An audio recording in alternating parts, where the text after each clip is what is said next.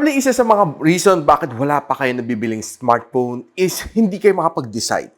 There are two powerful smartphones here in my table, POCO F3 and POCO F4. I know that grabe, ang hirap pag-isipan kung ano nga ba dito ang nararapat sa inyong pocket. And of course, itong video na ito is just simply dedicated for you guys to choose kung POCO F3 nga ba ang gusto mo or POCO F4 ang nararapat sa'yo. Tara, usap tayo. So, hi guys! Ako pala si Richmond ng Gadget, Sidekick, and welcome back to my channel. So, on my left is the POCO F3 and on my right is the POCO F4. So, both of them, ganito ang itsura nila pag in-unbox natin. But before that, of course, pakita ko sa inyo what's inside the box. So, this is what you get inside the box when you buy the POCO F3. Out of the box, meron siyang jelly case ang unit itself, 33 watts the charger, USB Type-C cable, ang kanyang Type-C to audio jack na plug, some documentation, POCO stickers, and welcoming note. And by the way guys, ang POCO F3 na may 8 gigs of RAM and 256 gig of storage is currently priced at 18,599 sa official store dito sa Philippines. And ang 6128 niya is priced at 16,999. And sa POCO F4 naman, these are the things that you get out of the box. Jelly case, the phone itself, 67 watts of fast charger, Type-C cable, and of course, ang kanyang Type-C to audio jack na plug. Then, some documentation. Apparently, makita natin na tinipid niyang sticker and the welcoming note. And the latest price of POCO F4 currently is running at 20,990 for the 6 gigs of RAM, 120 gigs of storage. And the current price of the POCO F4 is currently pegged at 20,990 for the 6 gigs of RAM and 120 gigs of storage. And it's also priced at 22,990 for the 8 gigs of RAM and 256 gigs of storage inside the POCO official global PH in Lazada. Now guys, with that having said, si POCO F3 clearly has the price advantage over the POCO F4. But of course, we have to keep in mind that this is an older generation phone as compared to the POCO F4, which is the latest offering from POCO, probably the best one that could probably succeed the POCO F3. But how far can it succeed the POCO F3? Dito natin pag-uusapan. Now, to start off everything, si POCO F3 is having a Corning Gorilla Glass 5 back. And the POCO F4 is a glass back, which I'm not quite sure ano nga bang grade niya. So, we'll assume that it's almost the same. So, there's no problem with that. And on the side frames, both of them are plastic side frames. Up front, both of them are CG5, Corning Gorilla Glass 5.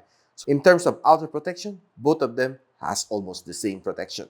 So right now, we'll dig a little bit deeper. So we'll boot them up together. So in 3, 2, 1.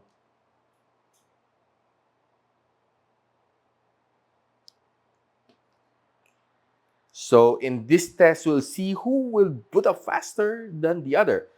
And did you know, guys, that both of them is having the Qualcomm Snapdragon 870? So apparently, the POCO F3 and the POCO F4 almost have boot up the same time. Well, the POCO F4 just got blown away just by a fraction of a second. As you can see, the POCO F3 has loaded its home screen a little bit faster than the POCO F4. Swiping left and right, they are almost the same since both of them has 120 Hz of screen refresh rate. Both of them has a 6.67-inch of AMOLED display, HDR10+, and of course, POCO F4 having Dolby Vision, POCO F3 doesn't have it, and both of them has a peak brightness of 1,300 nits. And POCO F4 has a slightly better screen-to-body ratio at 86.6, while the POCO F3 has a screen-to-body ratio of 85.9.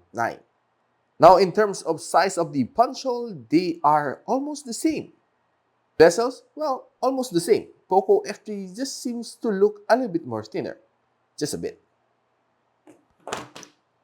Now, checking the drop-down menu, they almost look the same. Swiping to the other side, well, we can see that the Dolby Atmos is missing here on the POCO F4. So right now, the POCO F3 is running MIUI 13.0.4 and the POCO F4 is running MIUI 13 version 13.0.6. Now, in terms of brightness of the screen, like I said, they both have 1,300 maximum nits. And as we can see, maybe for me here, if I put both of them to the same maximum brightness. Now, in terms of color, there's not much difference. Probably I can say that both of them sports the same screen because of the same size, and both are AMOLED and both has the same maximum brightness. I would assume that both of them still has the same screen. Now, this is how it looks like when both of them are in dark mode, and this is how it looks like when in light mode. Now, we can now see if both of them has the same colors. Now, I can see here clearly in my eyes that the POCO F4 has a more cooler color, and the POCO F3 has a little bit warmer color in terms of what I can see here in front of me.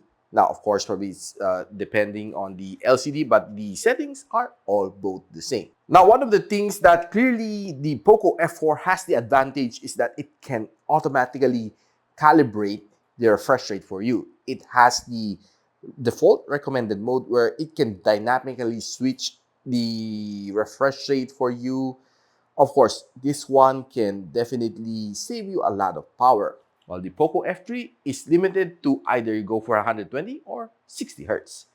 But both of them has 120. Now, checking the Antutu benchmark score, both of them has almost the same score, not far from each other. And the POCO F4 is having a 668,000 points. The POCO F3 is apparently having a little slightly higher at 696,000 points. Both of them having level 1 of wideband security level, meaning both of them you can watch HD on Netflix and on your other favorite online streaming apps. So right now, we'll open both Google Chrome together and see who would probably load it faster in 3, 2, 1, go. Well, almost the same. And we'll load YouTube and see who would be faster in 3, 2, 1, go. Apparently, F4 leads by a fraction. In terms of opening the camera, in 3, 2, 1, go. Well, almost the same. POCO F4 is a little bit faster. Opening Google Play, in 3, 2, 1, go. And POCO F4 is a fraction of a second faster. Now, in terms of 3D Mark test, makita natin the score dito sa wildlife, it's not far from each other. POCO F4 having a 4,300 score, si POCO F3 having a 4,200 score. Almost the same. So, nakita na natin both na almost the same as kanyang score sa kanyang 3D Mark, meaning yung kanyang gaming performance should be almost the same. Now, I would be playing games dito kasi I had already did in my full review, and both of them doesn't seem to be different from each other. So, papakita ko lang sa inyo ang game turbo mode nila. So, load lang natin both. So, let's see who's faster. So, almost the same. Nothing really different. So, right now, papakita ko lang sa inyo ang settings na meron ng Call of Duty Mobile sa both unit dito. So, right now, both Call of Duty Mobile ilo-load natin together.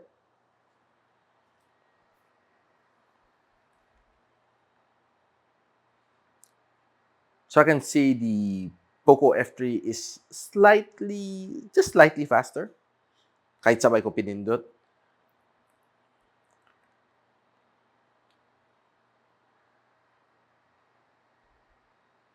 So, if you're looking at it right now, so mas nauna nga ng konti talaga si POCO F3. So, right now, pakita ko lang sa inyo ang graphic settings na meron the POCO F3 and the POCO F4. Apparently, both then had the same settings na pwede natin unlock dito sa Call of Duty Mobile, which is, of course, should be. Kasi pareho naman silang Snapdragon 870. So right now, pag-usapan natin naman ang kanyang camera. So si POCO F3 having a triple camera setup. Meron siya 48MP na main sensor, 8MP na ultra-wide, 5MP na macro lens. Together sa harap, meron siyang 20MP na front selfie shooter. Meanwhile, si POCO F4, we can say na it's a little bit better. 64MP main lens, 8MP ultra-wide lens, and 2MP macro lens. Nag-downgrade nga lang ng konti ang macro lens, but the front selfie camera is the same, 20MP din. Now, checking both cameras, si POCO F3 can shoot only up to 4K 30fps, and si POCO F4 can shoot up to 4K 60fps. Pero baliktad naman sa front camera, si POCO F3 can shoot up to 1080p 60fps, but si POCO F4, well, 1080p 30fps lang. Now, taking a quick look at some shots dito, side by side, si POCO F3, we can say na okay ang kanyang shots. But the POCO F4 seems to take it a little bit better in terms of outdoors, in terms of indoors, and even sa selfie camera. It seems to me na yung AI and yung pag-processing ng photo dito sa POCO F4 seems to be a little bit better. Therefore, ang output looks a little bit better. And probably the 64MP does have its difference and taking some shots. So, pagdating sa camera, I guess si POCO F4 does take the cake. So, right now, check lang natin ang music ng loudspeaker nito, both of them having stereo speakers. And it seems to me si POCO F3 having Dolby Atmos and si POCO F4 doesn't seem to have the Dolby Atmos here sa drop-down screen. At makikita natin sa loob ng settings, si Dolby Atmos is apparently naka-on. Patugtugin muna natin si POCO F3. Both of them, na-set ko na sa high na volume, maximum volume. So, here we go. Hey, yo, parents, this shit high, boy.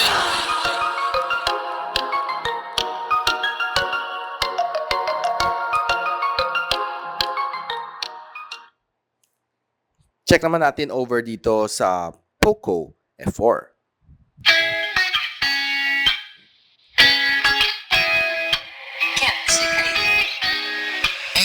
This shit high, boy. Shawty catch a vibe, yeah, I had to put her on. Bought her two skitty, yo.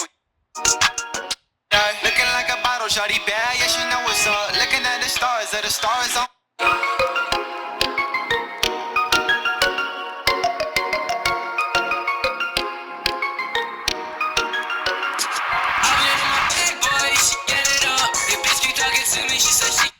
So after listening to the sounds from both phones, I can say it's almost the same. But I think the POCO F3 seems to have sounded a little bit better compared sa POCO F4. So pagdating sa sound, I think I have to give it to POCO F3. Napag-usapan naman natin quickly ang battery nitong phone nito. Both of them having a 4,500 mAh of battery. The POCO F3 can support up to 33 watts of fast charging, meaning you can fast charge as fast as 52 minutes to get 100%. And si POCO F4, meanwhile, meron din siyang 4,500 mAh of battery, fast charge up to 67 watts, meaning sa loob ng 38 minutes, matatapos ka na to charge to 100%, which of course, mas mabilis siya by almost 100%. Both of them naman nagamit ko as my daily driver and it can last me throughout the day. Wala namang problema. Hindi ko naman kailangan mag-charge on normal usage. Pagdating naman sa screen on time, the POCO F3 is a little bit better. Since sa aking last na video, I was able to test this for 14 hours and a little bit more than that. Si POCO F3 is just 13 hours and 16 minutes. Now, I guess pagdating sa battery endurance, sabi ni PC Mark, of course, setting them both to 60 Hz and of course, setting it to 50% max brightness. Ito ang result. So, masasabi ko sa inyo, POCO F3 has the better battery efficiency over the POCO F4. So guys, nakita na natin finally ang battle nitong dalawa na ito. So, at the end of the day, I can say na, well, it's not really that far from each other. And the price siguro na lang ang difference dito. Siguro if you still has the chance na hindi kayo masyado maselan, I would say na the POCO F3 is still a good buy for today. But of course, at a slightly higher price, the POCO F4 is a little bit more advanced para sa today, 2022. I didn't say na si POCO F3 hindi na siya okay sa 2022. But if you're using a POCO F3 and you plan to switch over to the POCO F4, well, the changes is not really that significant. Probably the only thing na mako-consider mo dito is better camera and better battery charging, faster on charging, but the processor is basically the same, the screen is the same, and probably the other thing that's different is yung feel neto phone na ito. Si POCO F3 has a curved na likod, while si POCO F4 has a flat na likod. Now guys, thoughts on these two phones? If you ask me, I would say na the POCO F4 definitely is the better phone here, but the POCO F3 is still something to consider. If you are a little bit short on budget and you want a good performing phone, POCO F3 pumapalag pa rin. So guys, if you like this video, don't forget to like, subscribe, and of course, click din na yung bell icon para hindi nyo ma-miss ang mga future videos here sa aking channel. And so, ako pala si Richmond and you're watching Gadget Sidekick. What's up?